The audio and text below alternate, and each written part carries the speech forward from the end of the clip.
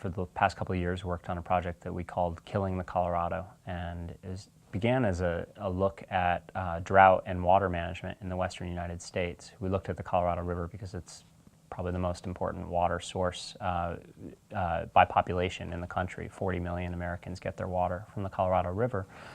And so we started this project to look at how that water is used and why it's so scarce. And I expected it to be about how climate was changing that water supply, and essentially began to look at the Colorado River drought as a man-made problem, not necessarily an environmental problem.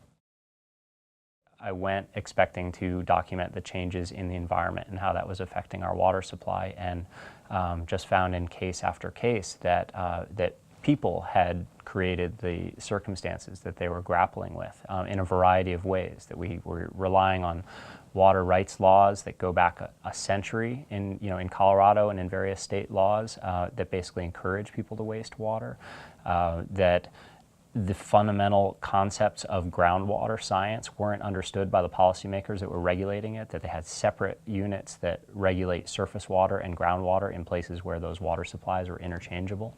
But there's a lot of effort now to kind of circle back and address these kinds of issues. One of the ideas that emerged through this reporting is that the Colorado River is this supposedly natural system, but it's really become like the world's largest plumbing system. It's got hundreds of dams on it and power plants and pipelines and canals and so forth. And Al Shaw and the rest of our graphics team came up with a way to try to show that, so you could explore the geographic length of the river. You could go dive into a satellite photo and see what this western landscape looked like and move down the length of the river, and as you passed each of these major pieces of infrastructure, they would pop up and you could check out, what is the Hoover Dam? How much concrete was used to build it? How tall is it? How wide is it? How much water does it hold? And these kinds of things. And it just became a really neat tool to be able to just sort of poke around in a very interactive way, see how man-made this river system had become. To see the other journalists that have been honored with this award in the past is flattering and humbling. There's a lot of people whose work I know well and have respected for a long, long time, and it's an enormous honor to be included in their company.